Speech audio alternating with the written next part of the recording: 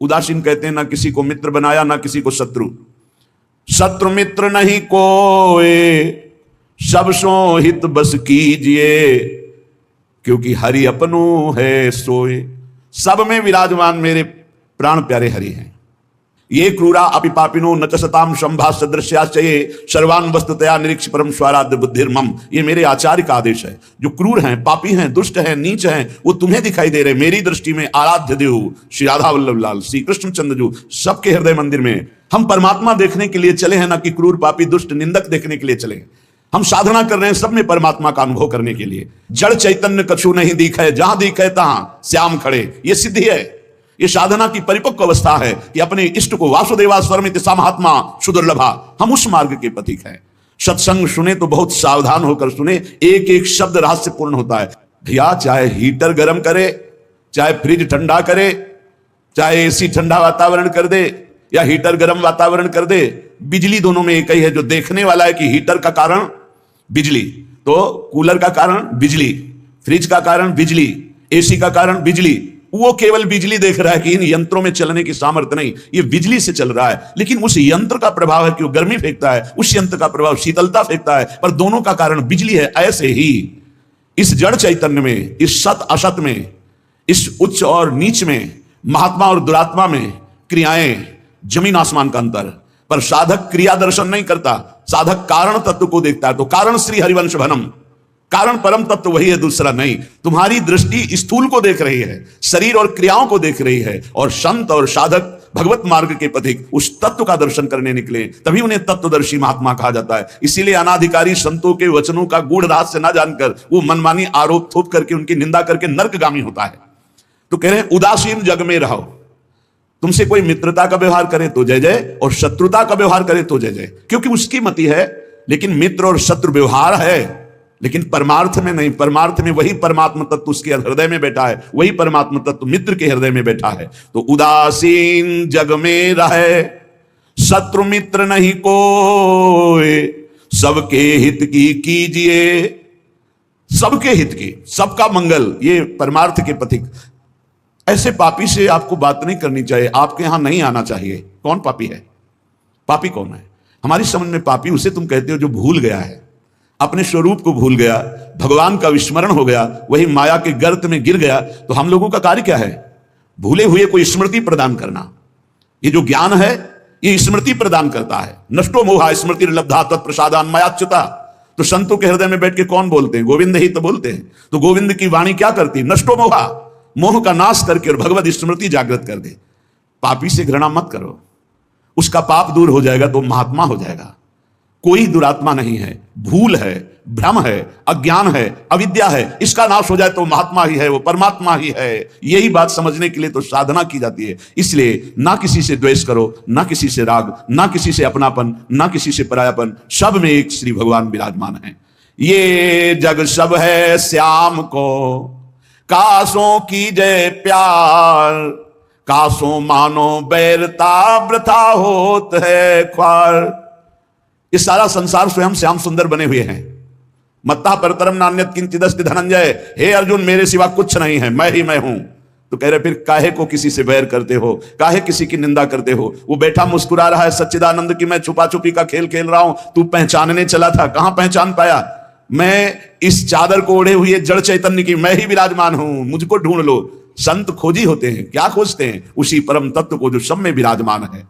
हरि इच्छा ही मानिए भली बात जो होए, जो बिगड़े सो जीव से ताको डारे धोए। उपासक अपने में कभी अहंकार न करे। जब अच्छे सद्गुण दिखाई दे तो हरि गुरु का प्रसाद है। अपने से गलती हो जाए तो उसे भगवान की इच्छा ना माने, ये हमारा अज्ञान है, हमारी गलती, हमारा दोष है, और उस दोष का प्रायश्चित करे, दंड दे, क्षमा ना करे। दूसरों को भले क्षमा कर दे, अपने मन को क्षमा ना करे। जो अपने मन को सब क्षमा करते, सब दूसरों के जरा से दोष को क्षमा नहीं कर सकते, अपने पहाड़ जैसे पाप को भी क्षमा कर देते। यहां सिद्धांत उल्टा है। परमार्थ का पथिक अपने राय भर के भी दोष को पहाड़ के समान मानकर उसका प्रायश्चित करता है, और दूसरे के पहाड़ के समान दोष को भी राय के समान भी नहीं मानता है। यह परमार्थ के पथिक का स्वभाव होता है। हमारे से अच्छा बन गया श्री गुरुदेव की कृपा, श्री लाडली जी की कृपा। बुरा हो गया ये मेरी गलती, मेरी वासना है, ये मेरा अहंकार है कहीं जो मेरे से गलती करवा दिया। यही बात गोस्वामी तुलसीदास जी कहते हैं, गुण तुम्हार समुझे निज दोषा, जय सब भांति तुम्हार भरोसा। सब प्रकार से आपके भरोसे है, जो गुण है वो हे हरि आपके प्रदत्त हैं, जो दोष है वो मैंने किया, मैं दोषी हूं। जो बिगड़े सो जीव सो ताको डारे धोए, उसका प्रायश्चित करे।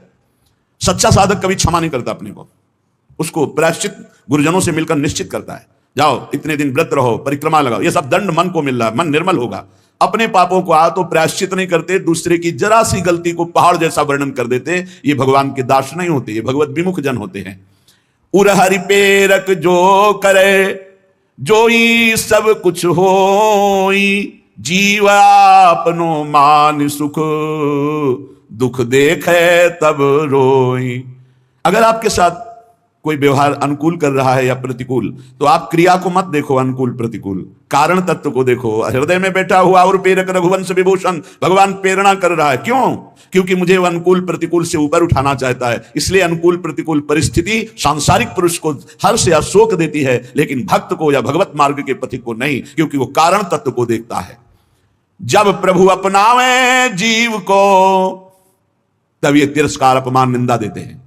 जिसको प्रभु अपना लेते हैं उसके जीवन में जरूर कृपा करके आते हैं तिरस्कार अपमान निंदा। क्यों? क्योंकि इसका एक चिपकाव का स्वभाव है। कोई जरा सा प्यार करे बस वो मान लेता है ये मेरा। कोई वस्तु अच्छी लगी, चिपक गया, बस उस वस्तु, इसके बिना मैं नहीं जी सकता। जो वस्तु व्यक्ति स्थान के प्रति ममता है, आसक्ति है, लगाव है, ये तिरस्कार अपमान और निंदा के द्वारा दूर होता है। जब निंदा हुई, तिरस्कार हुआ, अपमान हुआ, जैसे बिल्वमंगल जी का तिरस्कार कर दिया, कट वचन बोले चिंतामणि ने, तो भगवान की तरफ कदम बढ़े। नहीं, जीव का जो मन है वो चिपकू स्वभाव का है, वो आसक्ति, वो ममता, वो राग कर लेता है। जरा सा बोल दे, जरा सा अनुकूल हो जाए तो वो उसी में राजी हो जाता है कि ये मेरा है। प्रभु ऐसा होने नहीं देते, बड़े कृपालु हैं, अपने जन को फंसने नहीं देते। इसलिए वहां से प्रतिकूलता दिलाते हैं, तिरस्कार दिलाते हैं, कटु वचन दिलाते हैं, तो वो फिर चैतन्य होता है। अरे नहीं, इस जगत में कोई नहीं, हरि के सिवा मेरा कोई, फिर हरि की तरफ भागता है। तो कह रहे कि ऐसी भगवान की अहेतुकी कृपा है कि जब जीव को भगवान अपनाते हैं तो तिरस्कार अपमान निंदा देते हैं। घबराओ मत, उतना ही देंगे जितने में तुम परिपक्व हो जाओगे। तुम्हारा पतन नहीं हो सकता, तुम इतना दुखी नहीं हो सकते कि परमार्थ छूट जाए। और काटे भव के फंद, चरण कमल में राखे हैं श्री वृंदावन चंद्र। वृंदावन चंद्र युगल सरकार ऐसी परिस्थिति बना देंगे आपको। जो सुन रहे हैं बहुत धैर्य से, हो सकता है तुम्हारी वास व्यवस्था कमजोर हो सकता है तुम्हारी भोजन व्यवस्था कमजोर हो सकता है तुम्हारी अर्थ व्यवस्था कमजोर हो।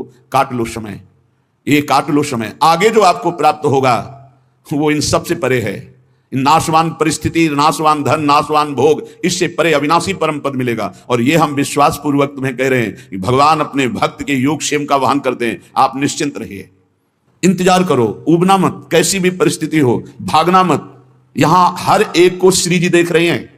जितनी परिस्थिति में तुम्हें वो रख रहे हैं, तुम उसी के लायक हो। लायक का मतलब तुम्हारी अध्यात्म की स्थिति के लिए बहुत जरूरी है। नहीं, मेरी प्रियाजू के पास कुछ कमी नहीं है, वो आप देख रहे हैं, आप स्पष्ट देख रहे हैं, आप समझ नहीं सकते स्थिति को। अगर हम गिरिराज जी जाना चाहते हैं परिक्रमा लगाने, तो हमारे 2-3 ब्रजवासी थे, उनसे जाके कहते दंडोत बाबा गिरिराज जी जाना है ना आपको, क्योंकि 1-2 बार जैसे ये 30 रुपया लीजिए आने जाने का किराया। आप कैसे तुम्हें बताए, केवल भगवद आश्रय रखना। तुम्हें जो भोजन की समस्या, जो वस्त्र की समस्या, जो वास की समस्या, जो अपमान, जो परिस्थिति, ये बहुत जरूरी है। हम वंदना करते हैं उस परिस्थिति की, क्योंकि वही परिस्थिति शरणागति पुष्ट करती है। अन्य आश्रय मत ले लेना, अन्य भरोसा मत कर लेना। मेरी लाडली जो डायरेक्ट आपकी व्यवस्था संभाल रही हैं, यहां वही प्रवेश पा रहा है जिसे श्री जी देख रही है। पर दुर्भाग्य है कि ऐसी करुणा होने पर भी वो अपराध करता है। वो करुणामयी स्वामिनी के भाव को न जानकर वृंदावन को एक शहर मानता है और यहां आकर होटल में वास करके नाना प्रकार की कुचिष्टाएं करके पाप कमा कर जाता है। मेरी स्वामिनी जी की कृपा की अवहेलना करता है। प्रथम यथामति प्रणवं श्री वृंदावनति रम्य, श्री राधिका कृपा बिनु सबके मनन गम्य। यहां प्रवेश भी नहीं कर सकते। जब स्वामिनी जी इतनी दयालु आपको कृपा की, आपका सौभाग्य वर्धन के लिए धाम बुलाया, तो यहां आकर थोड़ी तो साधना कर लो। यहां वो कार्य तो मत करो जो तुम्हें नरक ले जाने वाले हैं। वो समझ नहीं पाते हैं। ये कोई वृंदावन धाम है, कोई शहर नहीं, कोई नगर नहीं कि आप पैसे के बल से आए, होटल लिए, मनमानी खान पान, मनमानी भ्रष्टाचार का आचरण, तो तुम्हारी दुर्गति हो जाएगी। धाम को धाम की तरह सेवन करो, नहीं तो मत आओ। दूर से चिंतन करो, प्रणाम कर लो, इतने में तुम्हारा मंगल हो जाएगा। यहां आओ तो धाम की तरह आओ। पहले तुम इस यहां प्रवेश होने के पहले अपने दिमाग में बैठा लो कि तुम जा कहां रहे हो, परम पावन श्री धाम वृंदावन का दर्शन करने। तो यहां दर्शन करो, उपवास करो, भजन करो, नाना प्रकार से भागवती का आचरण करो, परिक्रमा लगाओ, किसी संत की, ब्रजवासी की, गौ की, यहाँ के पशु पक्षी की। हाँ, सेवा बन जाए, किसी को खवा पिला दिया, चाहे वो पशु पक्षी ही क्यों ना हो, ये सब दिव्य महात्मा है, जीवन धन्य हो जाएगा। श्री जी करुणा करते हैं, हम करुणा का अवहेलना अपराध कर बैठते हैं। ये बिल्कुल सत्य बात समझिए। इतनी श्री जी की अपार कृपा कि तुम्हें धाम में, पर ये सत्संगहीन जन ये समझ नहीं पाते कि यहां का किया हुआ पाप कहां धोओगे। यहां का किया हुआ पाप वज्र की लीक होता है और वो प्रतिपल पनपता रहता है, ब्याज दर ब्याज, भोगते भोगते कल्प व्यतीत हो जाएंगे, फिर भी यहां के पाप से मुक्त नहीं हो पाओगे। हाँ, वही मुक्त हो जाता है जो आश्रित होकर अपने प्राणों का विसर्जन प्रियालाल के शरणागत होकर के धाम में करता है। अगर धाम में अपराध बन जाए तो धाम ही मिटा सकता है। इसलिए आगंतुक वृंदावन में आने वालों को हम प्रणाम करके प्रार्थना करते हैं कि आपका अहोभाग्य, आप वृंदावन आए हो, लेकिन सावधान, कहीं मसाला खा के थूक रहे हो, कहीं दोना पत्तल फेंक रहे हो, कहीं गंदी दृष्टि कर रहे हो, कहीं दूसरे के प्रति दोष दर्शन कर रहे हो, या कहीं मन की विलास इंद्रियों के भोग भोग रहे हो। बहुत सावधान, गलती ना बन जाए। यहां से यहां 1 घंटा रुको, लेकिन सही ढंग से रुको। यहां 1 दिन रुको, लेकिन रहने की पद्धति से। 1 दिन में तुम्हारा श्रीपाद प्रबोधानंद जी का एक बार वृंदावन आ गया, एक पुष्प प्रसादी सूंघ लिया, एक बार बिहारी जी को प्रणाम कर लिया, एक बार वृंदावन की रज लग गई, अब तुम नर्क नहीं जाओगे। तो उल्टा भी इसका है, आप एक बार वृंदावन में आके पापाचरण कर लिए तो बचोगे नहीं नर्क से, क्योंकि ये अमोघ धाम है। उपजाऊ भूमि में चाहे बमूल का पड़ जाए या गन्ना का पड़ जाए या दाक्षवारा का पड़, वो उपज जाएगी। आप वो क्या रहे हो वृंदावन में आकर? सत्कर्म, भगवत भजन, या दुष्कर्म, पापाचरण। भगवत कृपा सब पर है। तुम्हें मनुष्य बनाया, धाम बुलाया, सत्संग करके, दर्शन करके भगवत प्राप्ति का मार्ग पुष्ट कर सकते हो, पर मनमानी आचरण करके अपने जीवन को नष्ट कर सकते हो। इसलिए सावधान। जब जिस पर हरि कृपा करते हैं, हम वंदना करते हैं उस परिस्थिति का जिसमें कोई व्यवस्था ना हो और मन आश्रित हो जाए श्री जी की। ये बहुत बड़ी बात है, ये शायद ही कोई उपासक समझ पाएगा। हम प्रणाम करते हैं और धन्यवाद देते हैं परमात्मा कृपा को, जिस साधक के जीवन में अव्यवस्था हो, विपत्तियां हो, प्रतिकूलता हो और कोई प्यार करने वाला ना हो और केवल एकमात्र प्रियाजू के चरणों का भरोसा आ जाए, यही सबसे बड़ी सिद्धि है। ये अनुकूलता में नहीं होती भाई, ये होती ही नहीं अनुकूलता में। जितनी अनुकूलता मिलती है उतनी इंद्रियां बहिर्मुख होकर के जगत को अपना मानने लगती हैं, व्यक्ति को, वस्तु को, स्थान को। इसलिए भगवान जिस पर विशेष कृपा करते हैं, अपनाते हैं, उसको सब तरह से मुक्त कर देते हैं। कहीं भी आसक्ति नहीं, कहीं भी ममता नहीं, कहीं भी राग नहीं। ये दुर्लभ मनुष्य देह है। ये बंधन काटने के लिए है, बंधन पुष्ट करने के लिए नहीं। ये बंधन है फंस जाना, आपके बिना नहीं जी सकते, वस्तु के बिना नहीं जी सकते, ये व्यवस्था के बिना नहीं, ये सब बंधन है। जीवन मुक्त की पहचान क्या है? ब्रह्मभूता प्रसन्नात्मा, न सोचती न कांक्षति। सिद्ध बात है। ना कोई कामना है, ना कोई सोच है, एकमात्र परमात्मा चिंतन में डूबा हुआ वो जीवन मुक्त है। जिस जिस विषय को आप छोड़ते जा रहे हैं, संसार के उन विषयों से आप मुक्त होते चले जा रहे हैं। जिस जिस कामना को, जिस जिस व्यक्ति के संबंध को, बिना आप इनको तोड़े जीवन मुक्त नहीं हो सकते। सबकी ममता ताग बटोरी, मम पद मनई बांध बर डोरी। तो साधना की जो हमारी रुकावट है, हमारे भगवान कृपा करके उसे हटा देते हैं, ममता को हटा देते हैं। आसक्ति, कोई प्यार करने वाला ही नहीं रहता, नहीं रहता। वो भीख मांगता है, मुझसे प्यार कर लो। वो भीख मांगता है कि कोई तो मुझे प्यार करे, कोई नहीं। जहां वो जिधर दृष्टि डालता है उधर दृष्टि ही हटा दी जाती। बड़ा कृपा प्रसाद हरि का होता है, नहीं तो मन तो चिपकू स्वभाव का है। अब देख लीजिए, चक्रवर्ती सम्राट पद हरि के लिए छोड़ा, सुंदर रानियों को छोड़ा, पुत्र को छोड़ा, सब सुख छोड़ा और हिरण के बच्चे में फंस गए।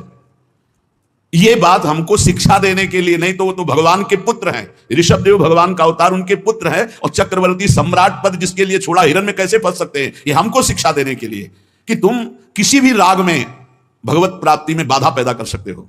तो भगवान जिस पर कृपा करते हैं वो स्वयं राग से बचा देते हैं। उसे कोई प्यार ही नहीं करता, उसे कोई अपना ही नहीं मानता। अगर वो किसी को अपना मान ले तो ऐसा वहां से कड़ुआहट दी जाती है कि दोबारा उधर अपना मानेगा ही नहीं, वो सीधे भगवान की तरफ चलेगा। ये भगवान की अहेतुकी कृपा होती है। श्रीपाद प्रबोधानंद जी महाराज कह रहे, निरस्त त्रैगुण्यम हरिरसद पुण्यम स्वकृपया धरण्यम तो भारतम विमल परमानंद सुघनम इदम वृंदारण्यम बहदतुल माधुर्य सुषमा महावन्यम धन्य श्रयति बहुमान्य स्त्री जगताम। तीनों लोकों में सबसे महान धन्य है वो जो तीनों गुणों से परे करके सच्चिदानंद हरिरसदाई श्रीधाम वृंदावन का अखंड वास पा गया। ए भाई, जिनको मिल गया हो तो छोड़ना मत कि पड़ोसी ठीक नहीं है, व्यवस्था ठीक नहीं है, कोई सेवा करने वाला नहीं। एक सोच बनी रहती है उपासकों के अंदर। बहुत पहले की बात है और अभी वर्तमान में कुछ साधकों में हो सकती है, उसके निवारण के लिए हम प्रार्थना करते हैं। एक बार एक साधक ने कहा कि महाराज जी आप हो तो हमारा जीवन आपके शासन से सही चल रहा है, कल जब आप नहीं होंगे तो आपका शासन नहीं होगा। आज उसका समाधान सबके लिए कह रहे हैं जिन साधकों के अंदर है। आप किसी मनुष्य की शरण में हो क्या? पहला हमारा प्रश्न है उन साधकों से जिनके हृदयों में यह बात है कि अगर सामने से ये शरीर चला जाएगा तो हमारी साधना बाधित हो जाएगी, हम एक असहाय असमर्थ अनाथ हो जाएंगे। तो हम ये पूछना चाहते हैं आप पांच भौतिक शरीर के शरणागत हुए हैं क्या? तो उत्तर आएगा नहीं, क्योंकि कोई शरीर का शरणागत नहीं होता है। शरीर परिवर्तनशील, नाशवान, प्रतिपल नष्ट हो रहा है। आप किसकी शरणागत हो? आप उस चैतन्य घन की शरणागत हो जो सर्वलोक महेश्वर है, वही गुरु है, वही परमात्मा है और वही चराचर जगत में व्याप्त है। क्या वो त्रिकाल में तुमसे कभी अलग हो सकता है? और एक हम ज्ञानेश्वरी टीका जो श्रीमद् भगवत गीता जी की और श्रीमद् भागवत की कुछ की है, उसकी बात पढ़ करके उन्होंने कहा कि जब हम किसी सदगुरुदेव का वर्णन करते हैं तो सदगुरुदेव का सूक्ष्म स्वरूप हमारे हृदय में आके बैठ जाता है, और जब तक हम जीवन मुक्त नहीं हो जाते तब तक गुरुदेव भी जीवन मुक्त नहीं होंगे। कौन से गुरुदेव? जो आपके दिमाग में बैठ गए, आपके अंदर बैठ गए। एक शरीर है और एक तत्व है, और तत्व सशरीर तुम्हारे अंदर समा गया है। आप देखो महाराज जी ने बात कही थी, तो महाराज जी सामने दिमाग में है और उनकी बात सामने है। ये पूरे जीवन तुम्हारी रक्षा करेगी। और भरण पोषण ना कुछ हमारा था, ना है, न रहेगा। प्रभु हमारे हैं, प्रभु का सब कुछ है, प्रभु का सब कुछ था और वही सब कुछ करते रहेंगे। तुम निष्ठावान बनो, तुम अलग से भुवन रचना कर देंगे तुम्हारे लिए भगवान। एक छोटे मोटे स्थान की बात क्या, अलग से तुम्हारे लिए भुवन रचना कर देंगे। यदि गुरु निष्ठा वाले हो तो विश्वास कर लेना, पहले तुम्हारा विश्वास का परीक्षण होगा और परीक्षा में पास हो गए तो भुवन के भुवन तुम्हारे कर देंगे। अनंत ब्रह्मांडों के मालिक हैं। तुम अपने जीवन की परवाह करते हो, इसका मतलब तुम शरणागति में अभी कलंक लगा रहे हो। मेरा प्रभु, बचपन से कह रहा हूं, इसीलिए बोल देता हूं, यह अहंकार बना ही रहेगा। बचपन से हम जिनकी शरण में, उनके दुलार को आज तक देखते रहे, कोई एक साथी नहीं रहा कि हमें 10 कदम भी हाथ पकड़ कर चला दे। 13 वर्ष की अवस्था कोई अवस्था होती है, ज्ञान विज्ञान संपन्नता होती है, और उसी समय से गंगा का किनारा पकड़ा और आज तक मेरे भगवान मेरे साथ ऐसे करुणा कर। तो वो भगवान क्या तुम्हारे नहीं है? क्या तुम्हारी शरणागति का वो पालन नहीं करेंगे?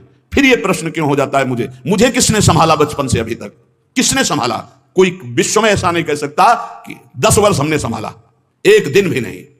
वही परम गुरु, गुरुदेव का रूप। गुरुदेव तो बाद में मिले हैं, घर से तो उसने पहले निकाला।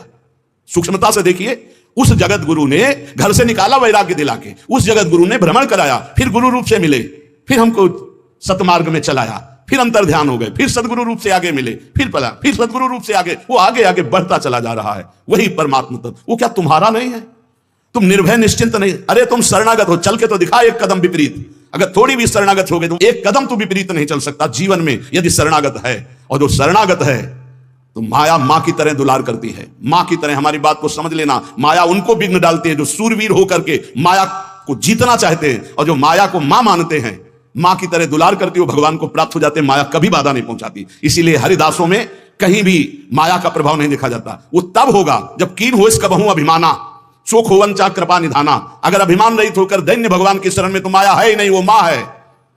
देखो सियाजू के लिए क्या कह रहे हैं रघुनाथ जी मनु जी से, आदि शक्ति जय जग उपजाया सो अवतरी मोरिया माया। वही हमारी जननी है, वही हमारे सर्वस्व हैं। वो पालन पोषण करके भगवान से मिला देती, वो श्रृंगार करके भक्ति का भगवान से मिला देती। बाधा तब पहुंचती जब अहंकार होता है और माया पर विजय प्राप्त करने की बात होती, तब प्रश्न खड़ा हो जाता है। और जब भगवान के अधीन हो जाते हैं तो माया मां की तरह दुलार करती हुई भगवत प्राप्ति करा देती है।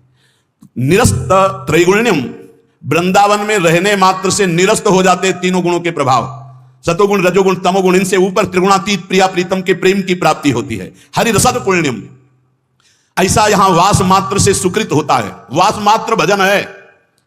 हमारी बात को बांध लो, कुछ भजन ना हो तो भी पड़े रहोगे तो तुम्हारा सच्चा भजन भगवत प्राप्ति करा देगा। यह सच्चा भजन होगा। चद्दर में 4 कोने हैं, एक कोना पकड़ के घसीट लो, पूरा चद्दर आ जाएगा। उपासना रूपी चद्दर के 4 कोने हैं, नाम रूप लीला धाम। हम नाम निरंतर नहीं जप पा रहे हैं, रूप का ध्यान नहीं बन रहा है, लीला का चिंतन नहीं बन रहा है, लेकिन धाम का अखंड वास कर रहे हैं तो एक कोना पकड़ लिया जोर से, पूरी उपासना आ जाएगी। नाम रूप लीला धाम एक पकड़ लो। कोई आप दूर रहते हैं, धाम वास नहीं करते, निरंतर नाम का चिंतन और धाम का आश्रय, पूरी